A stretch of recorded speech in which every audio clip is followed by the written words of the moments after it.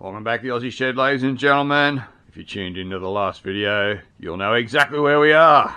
We've just put some hydraulic fluid in the inverted 20-ton jack, and we're about to see if it's actually going to work. We've got about 300 mil in there. I reckon it's probably going to need about twice that much. Hopefully, if that all works, we should get some movement on the piston, but it'll probably run out fairly quickly. So, let's have a crack. I'm just using the part of the shitty original jack handle that came with it, folks, because the paint and everything's still quite soft. I'm just trying to be a little bit gentle with everything, and this will certainly help me a bit. I'll do that up and start cranking. Oh, nothing yet. We've probably got air in there though. Oh, here we go. Got movement, folks. We've got movement. Look at that. So I'll just do all this sort of testing just with a hand pump at the moment, folks. I want to make sure everything's right before we go crazy with the air pump on it, but you can see that's working. It has been sitting here for a couple of hours and there's no fluid leaking out of it anywhere. It does seem to be holding fluid quite well, not dripping. You can see the reversed hand pump mechanism in action now. You can see how we are pushing the pump on the downstroke instead of the upstroke, which it would have been if we hadn't paid any attention to this.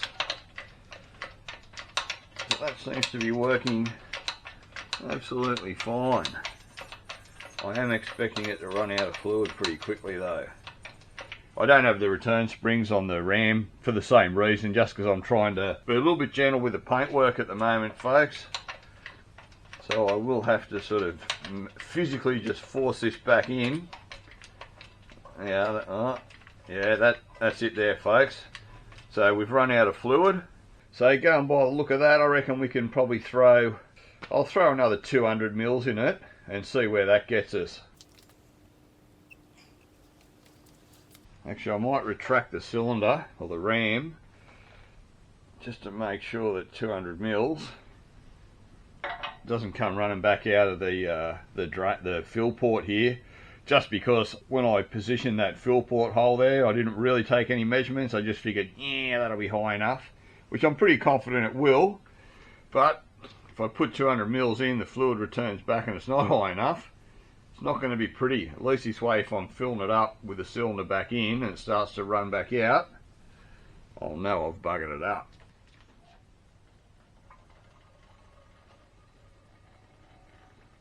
Oh, not that easy to push back.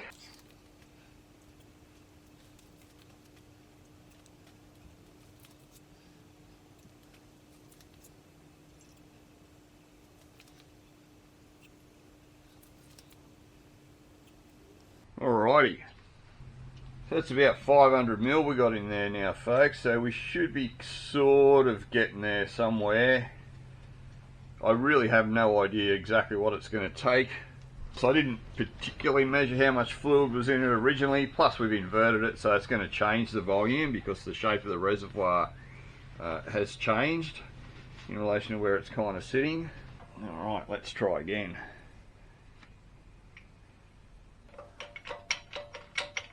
Yeah, that's great. It started pumping straight away. So far so good, folks. It's looking fairly successful. The biggest issue is going to be if we get any leaks with the thing sitting inverted like this. If it does leak, it's just going to drip all the fluid out, but doesn't seem to be leaking, which is always a good thing. Let's see how much throw we get with this ram this time.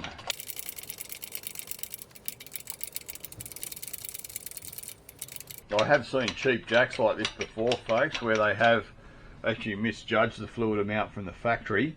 And what can happen is if they have too much fluid in them and you jack the things up, you can actually jam the ram cylinder in the jack, which is obviously what we don't want to do, particularly if you're using the air and you're really sort of giving it to it.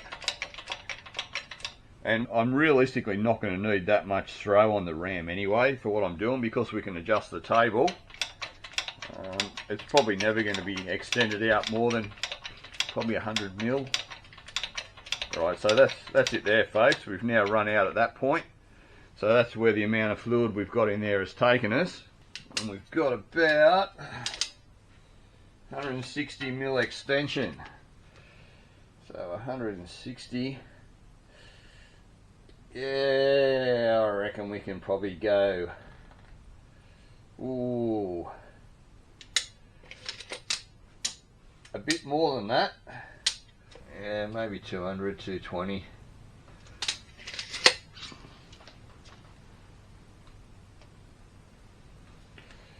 we go again.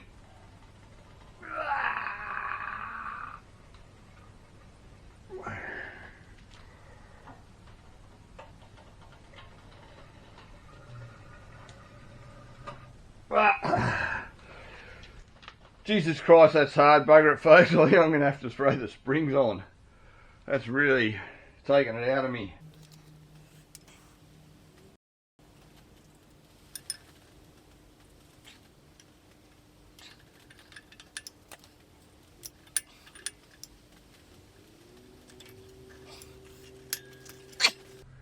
Alright, let's try another 150 mils.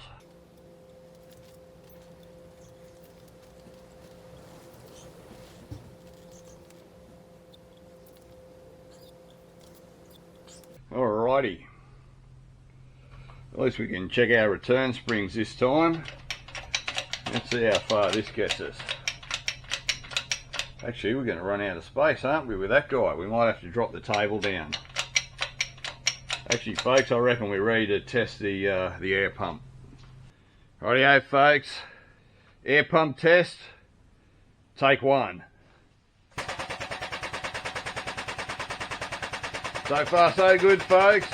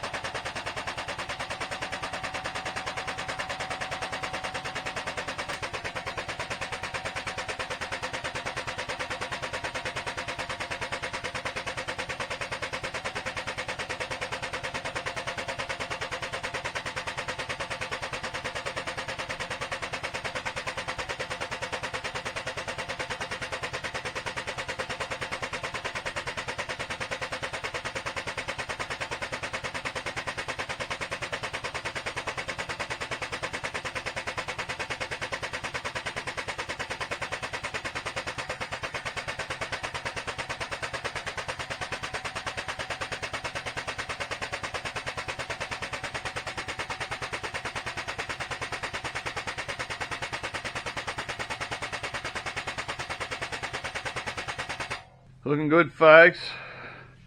So far we seem to be batting 100.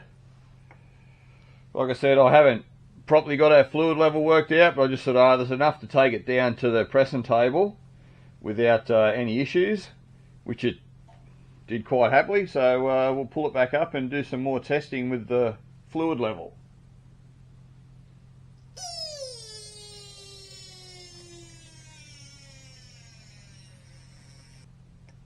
Absolutely fine. I was a little bit concerned about the return speed with the hole I've got drilled in the end of the fill and drain plug here, but that seems to not be an issue at all. It's you can feel the air blowing out of there when you do that, and that seems to be pretty bloody good. So I might just drop the press table and just see exactly how far this ram's extending now.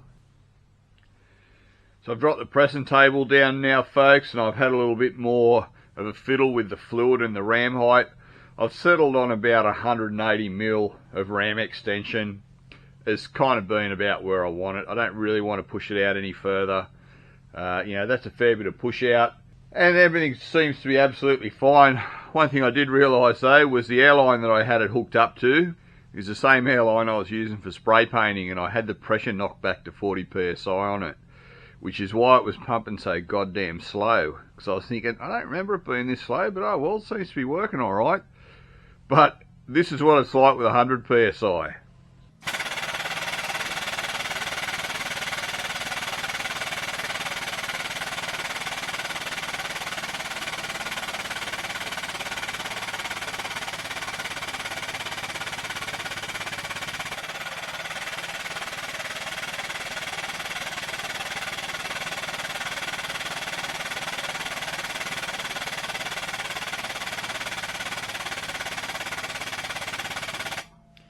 As you can see, folks, it's much, much quicker.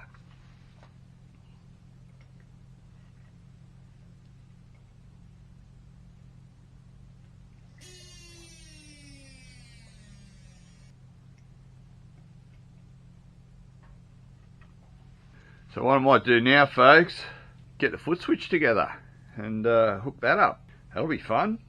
Beauty. Alright, so we'll take this guy off. A bit of thread tape. Bit of a fitting.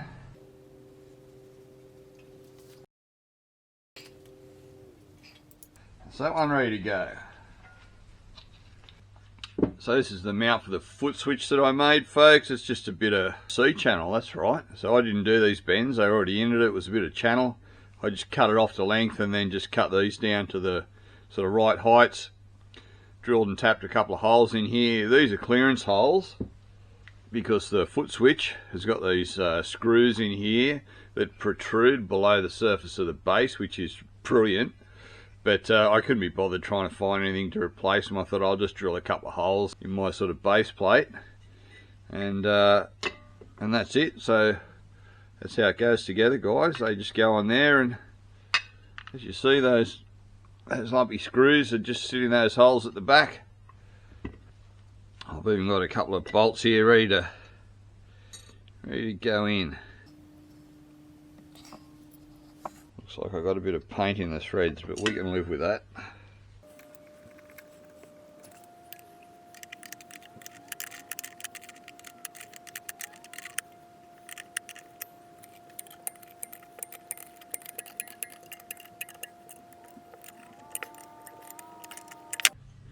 There it is, folks. That's our sort of bracket and switch for our foot pedal. Sort of marked in and out on it there already, so it's ready to go when I bolt it in down the bottom.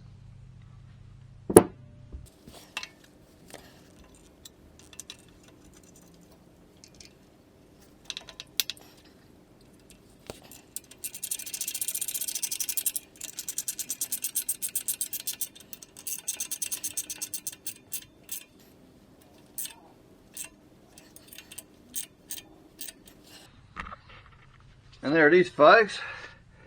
That's the foot pedal. Looking very flash indeed.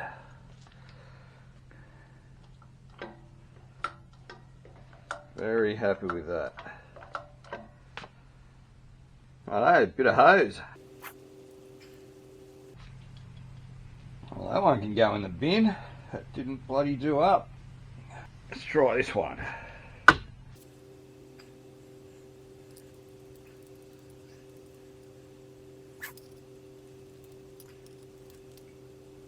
Much better. Alrighty. So we need about that much to go across there, and we need about that much to go into there. So somewhere about there.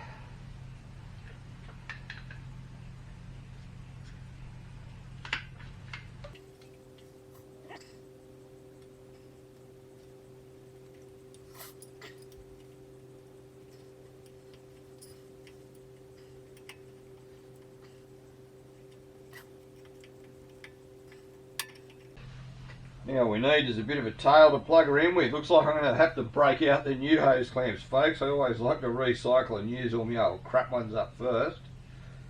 But a lot of time they're crap for a reason.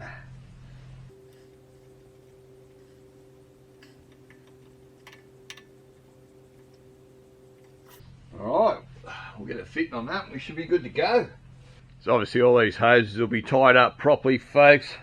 When it's all ready to go in position and everything else is mounted on, we'll properly, use some rubber line P-clips and whatnot, and we'll just make sure this is all super nice. But I think the time's come, folks. I think we need to test the Footswitch.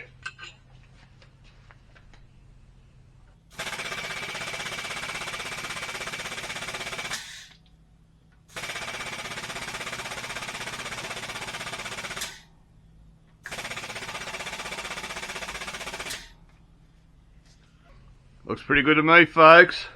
Just think, 2 hands free.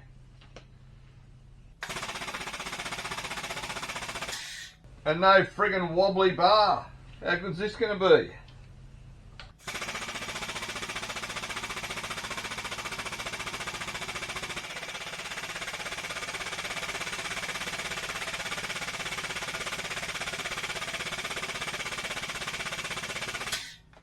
Tell you folks, I'm going to be in bloody press heaven, if there is such a place. And if there is, I think it looks a little bit something like this. So now we can look at starting to fit up some of the other goodies that we've got for the press. And first off, folks, we've got the hand winch. This bloke is just going to go on right there.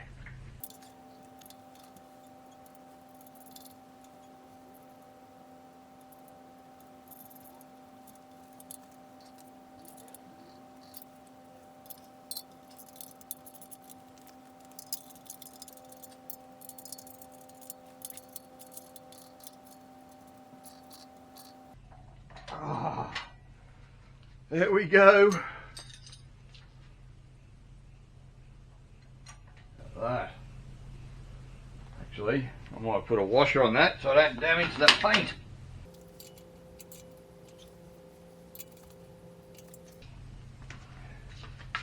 Bloody handle's a piece of crap anyway, folks. I reckon I might make something a little bit nicer on the lathe at some point. Just because I just hate friggin' plastic shit on everything.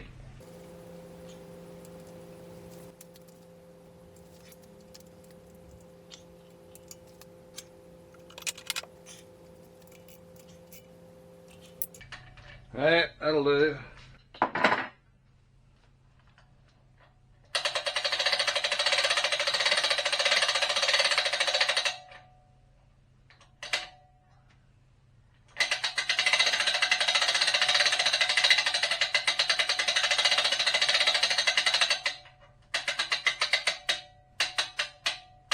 Alright, so that'll do that for now. Obviously there's a whole heap more work to go with that hand winch. All the cabling that's on it at the moment is all going to be in the bin. I've got some new cable here and some new fittings that I'm going to use to make the whole thing sort of work. So, but at least it's mounted on there, folks. But, mate, you're missing the best part. Let me just take you over.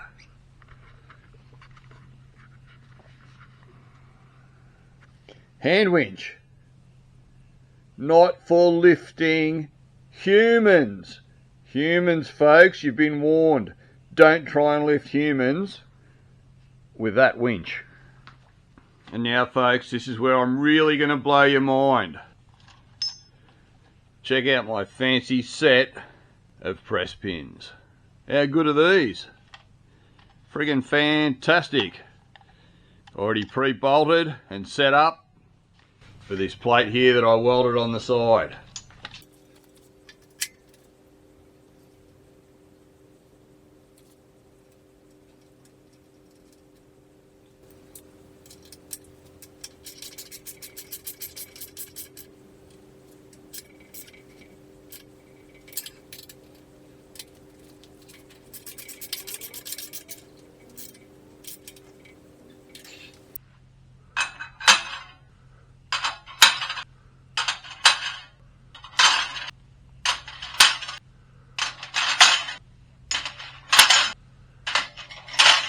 How good's that? And because I love you guys so much, I'm going to leave links to all the bits and pieces that I'm loading onto this in the description, so you can get a hold of crap yourself without having to do all the searching for it. So these press pins, folks, pretty flash. You just got an adapter here that goes onto your press, and in they go. They've all got a spring-loaded ball on them. So yeah, and they all fit into that. They don't drop out. The only thing I have to do is make an adapter to mount this adapter onto there. And then, as you can see, that's basically the arrangement that we'll have. We'll have this adapter that we can just pull out all our different pins and whack them in. And it is looking like a pretty bloody good setup, folks. And the next thing we've got to throw on, folks, is some Bulldog Clips. Now, I've lined these with a bit of the non-grippy side of some adhesive Velcro just to try and save the paint. Now, these are to hold my jack handle right here. Already pre-drilled and tapped, folks. Lots of preparation went into this, as you would have seen, with all of the press frame stuff. Now, which way do we want that clip to open up? Inside or outside? I reckon we want to go that way. I can always reverse them. As you're probably aware, folks, one side of the clip's fixed and the other is the side that you sort of move out. It's probably going to be a bit of a two-handed operation getting them in and out anyway. Getting them out, maybe not. Getting them in, probably.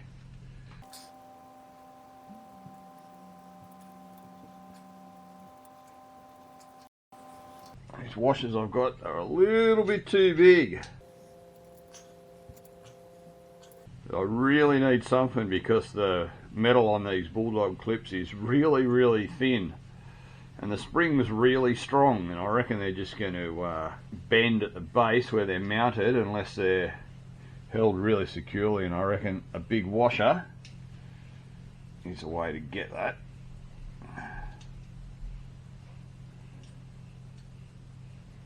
Alright, so that's one.